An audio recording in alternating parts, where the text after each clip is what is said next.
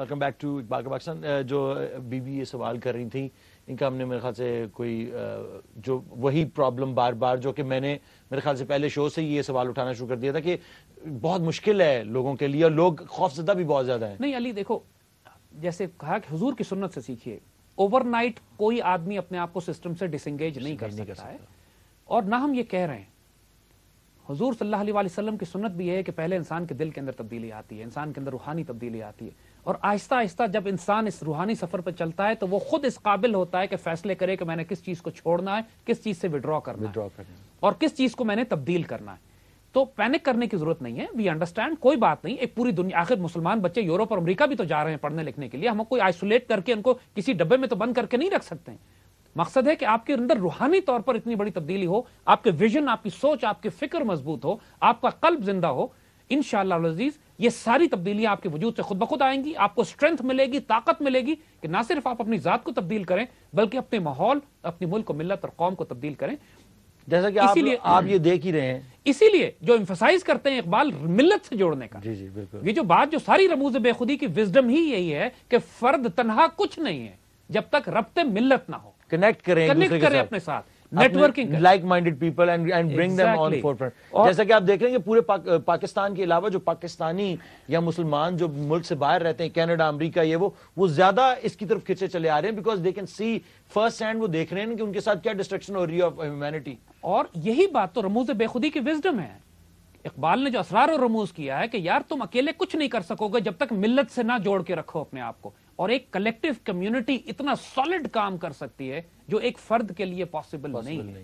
اور اسی طرح پھر اقبال جب کہتے ہیں، اگین جو ہم کمنگ بیک، کیونکہ وقت محدود ہوتا ہے ہمارے پاس، لا الہ الا اللہ پہ بار بار ایمفسس جو ہوا ہے اس کی برکت بتاتے ہیں کیا ہوتا ہے. کہتے ہیں دیکھیں اگر لا الہ الا اللہ دل میں آ جائیں تو پتھر دل بھی نرم ہو جاتے ہیں. دل تب بنتا ہے انسان کے اندر جو پتھر موجود ہے وہ قلب اس وقت بنتا ہے جب اس میں لا الہ الا اللہ آئے. اور لا الہ الا اللہ کی یاد سے دل نرم ہوتا ہے، مٹی بنتا ہے، سافٹ ہوتا ہے. آپ کو ایک حدیث شریف سنائے کہ جس میں ہے کہ افضل الذکر لا الہ الا اللہ، یعنی زبان سے بھی اس بات کو ریپیٹ کرنا. سب سے اچھا ذکر یہ ہے کہ تم بار بار اپنے آپ کو ریمائنڈ کراؤ کہ اللہ کے علاوہ کوئی محبوب نہیں، کوئی مقصود نہیں، کوئی مطلوب نہیں. میں نے اللہ کے علاوہ کسی سے نہیں ڈرنا. میرا رزق کوئی اور نہیں دے گا سوائے اللہ کے. میری جان کسی اور کے ہاتھ میں نہیں ہے سوائے اللہ کے.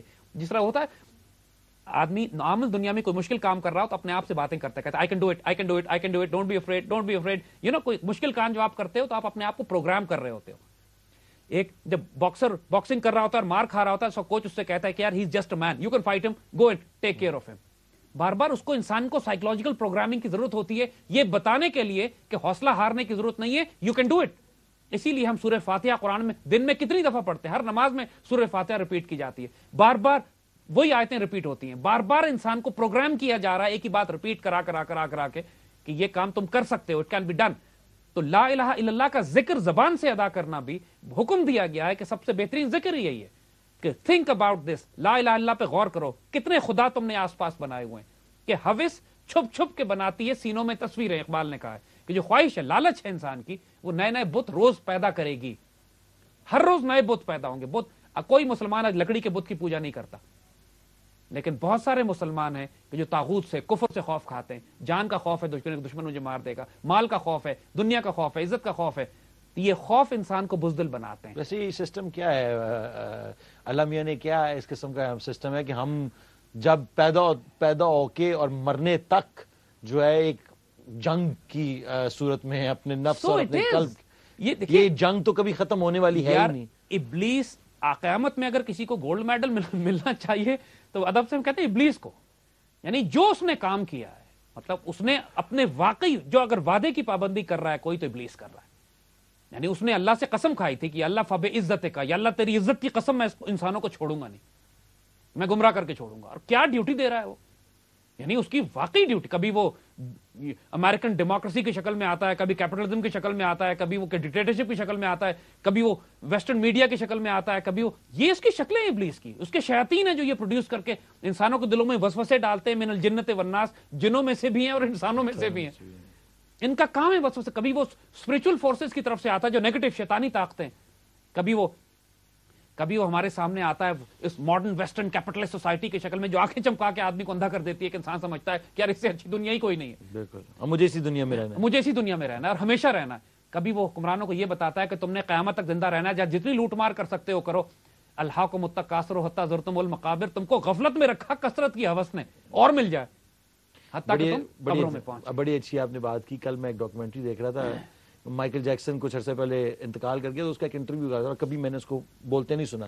تو اس نے ایک بات بڑی اچھی اس سے پوچھی کہ وہ بالکل ایک طرح سے مینٹلی کوئی میچور انسان نہیں تھا, میں نے اس کی جو گفتگو سے ہے, تو انہوں نے اسے پوچھا کہ تم مرنے سے نہیں ڈرتے؟ تو وہ آگے سے اس نے ایک بڑے ایک جس کو آلموسٹ معصومانہ طریقے سے کہا کہ but I'm not gonna die, I'm gonna live forever.